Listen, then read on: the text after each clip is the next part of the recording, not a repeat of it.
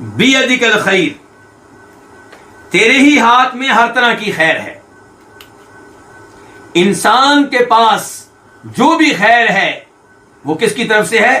اللہ کی طرف سے. اللہ تعالیٰ فرماتے ہیں سورہ نحل میں وَمَا بِكُم مِّن نِعْمَةٍ فَمِنَ اللَّهِ، تمہارے پاس جو بھی نعمت ہے وہ اللہ کی طرف سے ہے.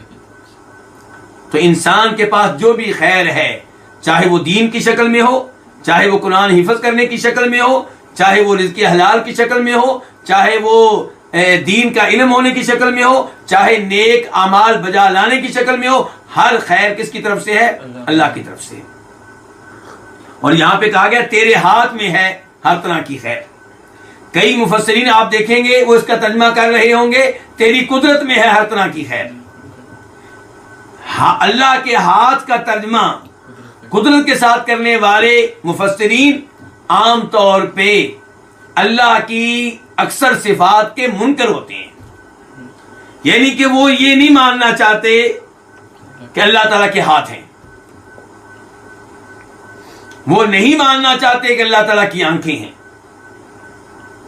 وہ نہیں ماننا چاہتے کہ اللہ تعالیٰ کے قدم ہیں، وہ نہیں ماننا چاہتے کہ اللہ تعالیٰ کا چہرہ ہے. جبکہ ہمارا ایمان یہ ہے کہ اللہ نے اپنے چہرے کا تذکرہ کیا، اللہ نے اپنے ہاتھوں کا تذکرہ کیا، اللہ نے اپنی آنکھوں کا تذکرہ کیا. تو ہم کون ہوتے ہیں انہیں ماننے سے انکار کرنے والے؟ جب اللہ خود اپنا یہ تعارف پیش کر رہے ہیں کہ میرے ہاتھ ہیں، میں نے اپنے ہاتھوں سے آدم علیہ السلام کو پیدا کیا ہے. جب اللہ تعالیٰ خود کہتے ہیں میری آنکھیں ہیں، تجری بأعیننا، نوح علیہ السلام کی کشتی ہماری آنکھوں کے سامنے چل رہی تھی. جب اللہ تعالیٰ بار بار اس قرآن میں اپنے چہرے کا تذکرہ کرتے ہیں تو ہم کون ہوتے ہیں انکار کرنے والے؟ اور کس بنیاد پہ انکار کریں؟ کہتے ہیں جی اگر ہم یہ چیزیں مان لیں گے تو یہ چیزیں تو انسان کے پاس بھی ہیں، اس کا مطلب یہ ہے کہ اللہ تعالیٰ مخلوق کی مشابہت رکھتا ہے، تو یہ تو اللہ کی توہین ہے. ہم نے کہا تمہیں کس نے بتا دیا کہ اللہ تعالیٰ کے ہاتھ بندے کے ہاتھ کی طرح ہیں، اللہ کی آنکھیں بندے کی آنکھوں کی طرح ہیں، اللہ کا چہرہ بندے کے چہرے کی طرح ہے. اللہ تعالیٰ کے ہاتھ ہیں لیکن ویسے جیسے اللہ کی شیان شان ہے. اللہ تعالیٰ کی آنکھیں ہیں جیسے اللہ کے شیان شان ہے. اللہ کا چہرہ ہے جیسے اللہ کے شیان شان ہے. انسان کے ہاتھ میں، آنکھوں میں، چہرے میں 100 عیب ہیں، 100 کمزوریاں ہیں. کئی دفعہ انسان کا چہرہ ایسا ہو جاتا ہے کہ دیکھنے کو دل نہیں چاہتا. ہاتھ کئی دفعہ بیکار ہو جاتے ہیں، بوجھ اٹھانے کے قابل نہیں رہتے، انگلیاں کام کرنا چھوڑ جاتی ہیں. آنکھیں قوت بصارت سے محروم ہو جاتی ہیں، دیکھنے کی صلاحیت چھین لی جاتی ہے.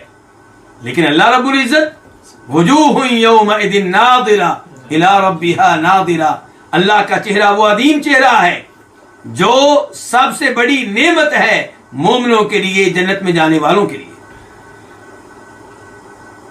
مومن جب اللہ کا چہرہ دیکھیں گے تو اللہ کا چہرہ دیکھ کر تر و تازہ ہو جائیں گے. تو اس لیے اللہ رب العزت کے بارے میں جب بتا دیا گیا کہ اللہ تعالیٰ کے ہاتھ ہیں، قرآن میں بار بار آیا، تو اس پہ ایمان لانا چاہیے اور تعویل کرنے سے، تحریف کرنے سے گریز کریں، اور اللہ تعالیٰ کے ہاتھوں کو بندے کے ہاتھوں کے مشابہ قرار دینے سے بھی گریز کریں. ہم اللہ تعالیٰ کے ہاتھوں پہ ایمان لاتے ہیں بغیر کسی مشابہت کے، بغیر کسی تحریف کے، بغیر کسی تعویل کے.